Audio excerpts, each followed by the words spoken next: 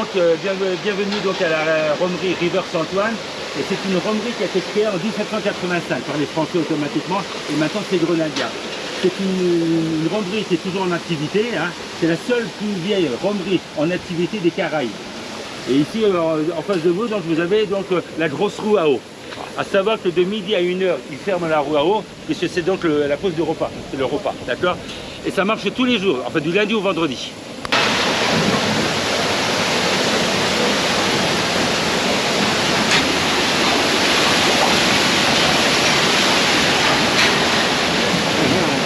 Sympa, hein? On voit pas ça tous les jours.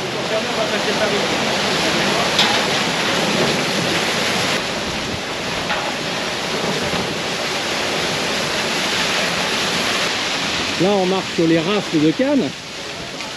Hein, il n'y a plus rien là, tout ça c'est sec. Mais comment ça se fait-il, est-ce que... Eh ben c'est là. Donc ici c'est la presse.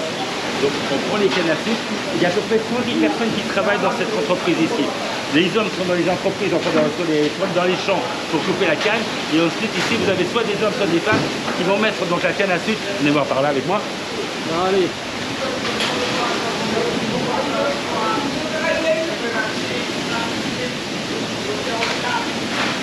Vous voyez, donc ils mettent donc la canne à sucre sur le chariot. Vous avez déjà goûté la canne à sucre? Oui. Ah, les petits ballots de canne arrivent ici. Ensuite, ils sont posés sur le chariot. Là, c'est bientôt la pause de midi. Donc, voilà, c'est pour ça qu'il faut venir tout le monde. Ben voilà, c'est l'heure de la pause de midi. Hein. Et ça monte en du toboggan. Ça va passer sous la presse. Voilà.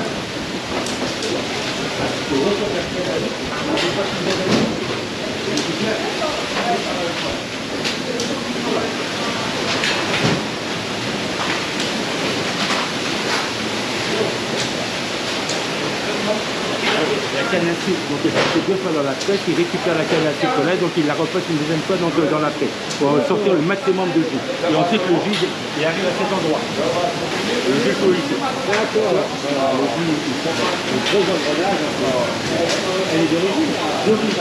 Et les machines, bon, ils travaillent beaucoup moins de d'essence. Et au mois de janvier, donc c'est la bagasse. C'est hyper sec. Hein. Et la bagasse, ça va vous servir pour deux choses. Aussi bien pour les paysans, ils vont mélanger ça avec la bouse de vache pour donc fertiliser donc, leur jardin, d'accord? Et sinon, on va également donc brûler la bagasse. L'entreprise va brûler la bagasse pour vous montrer tout à l'heure. Enfin, vous allez voir après ce que ça va donner. Ici donc, on va brûler la bagasse justement. Et derrière, donc, derrière ce feu, vous avez donc 4 bassines, 4 grosses bassines. On va réduire le mou, c'est-à-dire le jus, on va le concentrer au maximum pour avoir de plus en plus de sucre. Une petite chose ici à la Grenade, enfin ici à River Saint-Antoine. Avez-vous vu les cartons? Ce sont des cartons des opposants, enfin des concurrents de Rome. Clark Scott, en fait, ils brûlent les cartons à longueur de journée, ils jettent des sorts. Ils font du vaudou ici. Ils jettent des sorts. Je vous jure, c'est la vérité. Non, c'est la vérité. Hein. Donc là, c'est du Clark Scott, mais vous verrez Westerhall, vous verrez Campagny, enfin tous des concurrents, justement, ils leur balancent des sorts. D'accord? On fait du vaudou ici. Donc, ça rigole pas. On brûle donc ici la bagasse. Vous allez voir un petit plan de l'autre côté. C'est tous des concurrents. Oh, c'est chaud. Regardez là-haut. Donc ici, on brûle donc dans ce four-là et le jus va venir à cet endroit-là. Ouais. On va laisser une journée ici, une deuxième journée, une troisième journée et une quatrième journée. Et au bout de 4 jours, on va faire passer ça dans tout le jus donc en fermentation. À savoir que pour passer donc le jus d'une cuve à une autre, on prend une grosse louche et on va verser d'une cuve à l'autre avec la louche. Vous allez voir à l'intérieur. Morning, hello. You are not so busy, hein? Morning. Donc ici, le rhum va passer dans le tuyau blanc là-bas, vous voyez. Il va être proposé une journée, enfin le rhum, le jus de canne à sucre va passer une journée ici, une deuxième ici, une troisième journée et une quatrième journée. Et on va passer le rhum avec la louche.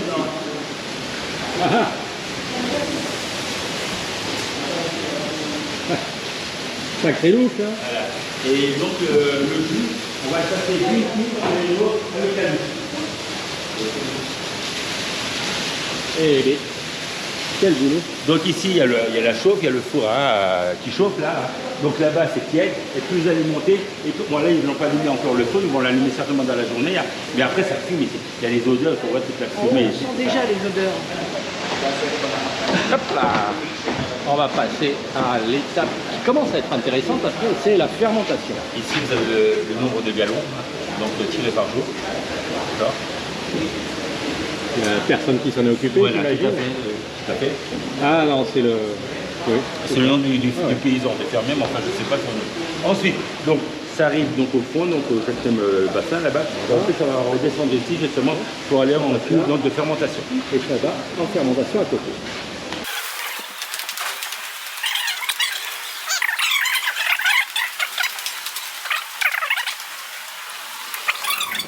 Ça va rester ici 8 jours en fermentation. Vous avez vu, là, ça commence un tout petit peu à bouger, là. Ouais. Et donc, ça a 2-3 jours peut-être de fermentation. Ça a dû être mis ça vendredi, justement, et on est lundi, vous voyez, ça commence à turbiner. Alors, non seulement il y a la chauffe, donc la chaleur du jus, hein, Ouais. plus un petit peu quelques ferments. Ce qui va justement faire donc la fermentation donc, Fermentation alcoolique. Et ici, regardez, ça bouge aussi, là. Alors, je ne sais pas si ça se voit à la caméra, mais ça pétille de partout. On dirait du Schweppes. Et au bout de 8 jours, vous avez des grosses bulles de gaz qui sortent. Et donc, vendredi, je suis venu ici, ça sort bouffe, bouffe. Donc ça, c'est du nouveau, justement. Et en fait, une cuve, après alambic, après donc distillation, ça vous donne à peu près 450 bouteilles. Une cuve, c'est 450 bouteilles, donc après donc alambic, après distillation. Dommage qu'il n'y ait pas l'odeur en filmant. Mais là, il n'y en a pas beaucoup, mais vendredi, on est venu ici à des clients, il fallait voir, il y avait des grosses bulles partout, alors les gens disaient, oh, ça sent fort, c'est vrai. Bon, ici, on est sur l'extérieur. Là, on a tout le bois qui doit servir aussi pour chauffer les alambics. Lorsqu'il y a des cyclones, donc on utilise le bois qui a été cassé par le cyclone, hein, et maintenant, justement, il n'y a plus de vieux bois, donc ils prennent vraiment du bon bois. Alors, autant on avait la bagasse, ça suffisait pour chauffer justement les fourneaux pour faire réduire le jus. Là, pour les alambics, il faut un feu beaucoup plus intense. C'est pour ça que la bagasse ne serait pas assez forte et on prend du bois justement pour avoir un feu beaucoup plus intense. Ça, il brûle toute l'année. Toute l'année, donc il y a les alambics qui sont en chaud. Donc, le jus qui a fermenté justement, va passer justement dans ce tuyau-là. Ça va monter dans cet alambic, ça va descendre dans le 2e, 3e et 4e. Et ensuite, c'est la vapeur de l'alcool, et ensuite, cette vapeur-là va passer justement dans un colimaçon qui est assez profond, et ça, c'est de l'eau fraîche. Hein. Donc, qui coule sur les tuyaux, et la condensation justement de la vapeur avec l'eau fraîche, ça devient donc de l'eau de rhum. Ça condense. Alors, si vous faites une petite analyse de l'eau de rhum qui sort sur cet endroit-là, ça doit faire à peu près 90% d'alcool. Si c'est 90% d'alcool, automatiquement, ça part tout à fait. Après, je vous montrerai donc à l'autre pièce. Et si vous avez fait les 90%, soit les 60%, ça va repartir en fermentation. Et si c'est dans les 30-35% de fermentation, et ben ça va repartir en chaud. Il y a beaucoup trop d'eau, donc il va falloir recommencer à refaire, donc réduire donc, le jus. Et vous avez vu que l'alambic vient de Vendôme. Hein? Américain, mais Vendôme.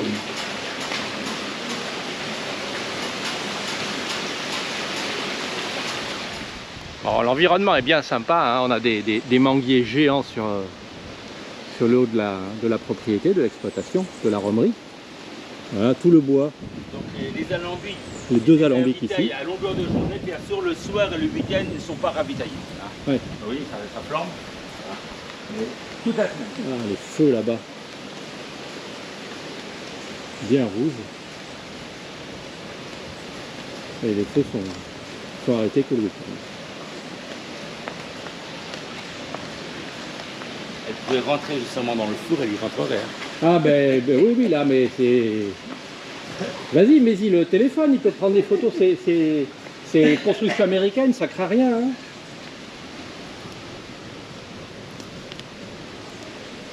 Ouais. Ouh, ouais, il fait chaud, hein. J'approche pas la main.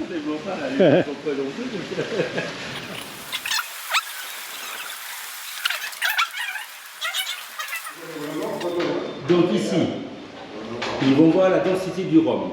Si donc le rhum est à 90% à peu près d'alcool, 85-90%, ils vont dire c'est bon. Si c'est pas donc la température, enfin disons le nombre de degrés donc adéquat, ça va repartir justement comme je vous ai dit tout à l'heure, donc en fermentation. Le rhum, tout ce qui va être, il va être entreposé dans cette citerne. Si vous avez une citerne qui est cadenassée et qui appartient au gouvernement. Donc ce qu'ils vont faire justement, ils vont planter justement la dose, enfin la jauge plutôt, ils vont voir comme ça, ils vont voir le nombre de rhum. Vous voyez, là, il n'y a pas grand-chose, il est là, d'accord? Donc ensuite, quand ça sera complet, justement, ils vont téléphoner au gouvernement et le gouvernement va venir ici pour taxer justement, c'est de l'alcool, donc ils vont taxer donc l'alcool en conséquence.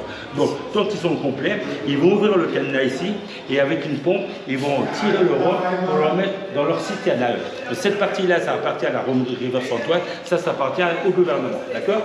Et à partir de là, ils font ce qu'ils veulent avec le rhum. C'est de rhum à 90%, donc ils vont couper donc avec de l'eau, de la Renault de source, hein, pour faire du 69% ou du 75%. Et ensuite, ça va être encore filtré, hein, et donc à la fin, les hommes, quand je suis arrivé il y a 15 ans, les hommes avec une pipette en siphon, ils siphonnaient donc le rhum. Ils mettaient le rhum dans les bouteilles. Le problème, c'est qu'ils en buvaient autant qu'ils en mettaient dans les bouteilles. Donc maintenant, c'est plutôt les femmes qui le font, et les femmes ne veulent pas siphonner, et elles se mettent à siphonner. Il y a un entonnoir, elles remplissent les bouteilles à la main. D'accord? Ils mettent l'eau en conséquence pour faire des 69-75%, et ensuite vous avez des fûts comme ça, vous voyez les gros fûts jaunes là, il y a encore une passoire, et puis ils filtrent au dernier moment. Ils vont prendre la bouteille, ils vont mettre donc du rhum, un premier jet de rhum donc, dans la bouteille, ils nettoient, ils remettent dans le filtre, et après ils tirent pour devant. Comme ça la bouteille est nettoyée, etc. Et ensuite, entre là et là, vous avez une machine justement.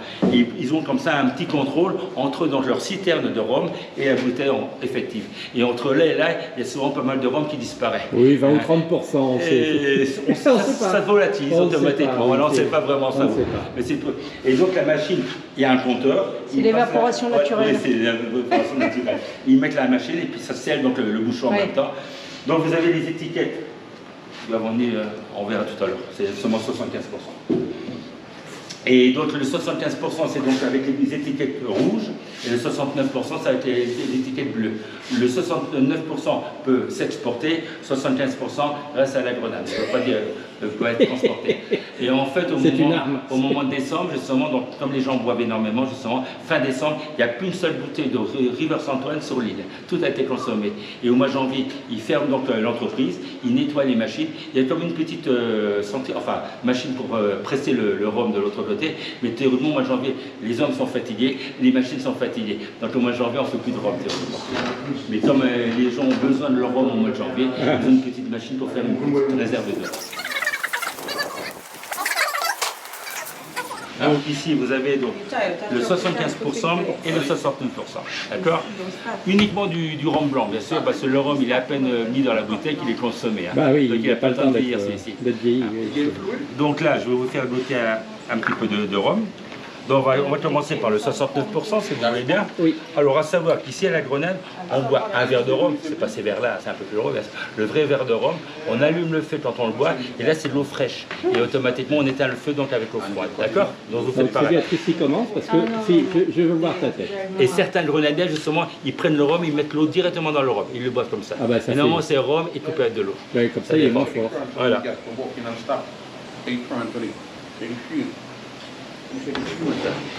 T'es pas sympa. Si. Non, t'es pas sympa. Mais oui.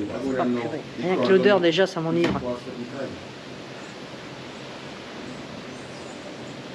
De l'eau. Bois de l'eau. Tiens, attends, je vais tuer. J'en ai pas servi à des hommes. Bon, maintenant c'est mon tour, hein, parce que j'ai torturé Béatrice. Ah oui, mais c'est pour ça qu'il faut mettre l'eau à côté, à proximité. Et l'eau. Ça de la cuisse. Tu l'as dit qui c'est, toi, là? Ah bah oui. Ouais. Pardon. Hop. Non, c'est pas toi. Ah bah non. Ok. Son petit verre d'eau. Voilà, un petit verre d'eau pour apaiser, mais ça restimule en fait. Éteindre le feu. Et maintenant, on va faire le 75%. Le 75% est presque meilleur que le 75%, vous allez voir. C'est ça le piège, parce qu'après de l'eau, on a nettoyé les papilles, on se dit, oh, ça va bien. Et après, paf. C'est pas marqué. Donc celui-là, Si, au-dessus. celui-là, hop, je rallume la caméra. Enfin, elle est allumée, mais moi je ne le voyais pas. Celui-là, 75. Il n'y en a pas beaucoup, hein. Il y en a... mais va-t-il oser? Non, mais c'est pas grave.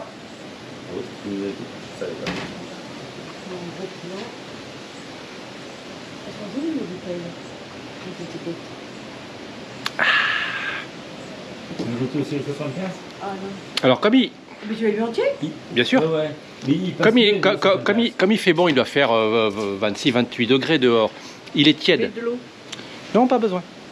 Il est dur. Non, mais même, ce qui fait que il est très parfumé. C'est curieux, il a un petit goût fumé. Enfin, Le 75 est meilleur que le... il a un petit goût fumé, je trouve. C'est très étonnant. Ouais. Bah, je sentais le goût du bois. Hein. Oui, mais et donc c'est très fort, mais le parfum, pour moi, prime sur le titrage alcoolique. C'est très curieux. C'est très curieux. Je teste le 75. J'en au connais niveau- une qui va bien dormir dans la voiture.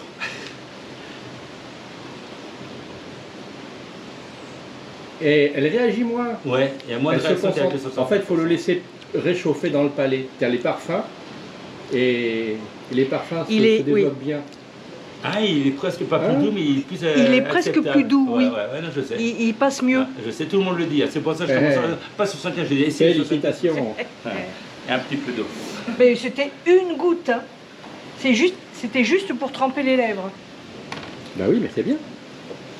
Là, voilà, ça c'est du 90. Et C'est du l'eau, elle est 100%. bonne, là, c'est de la bonne eau fraîche, ce Et on moment. Ah, sent que 100%, là...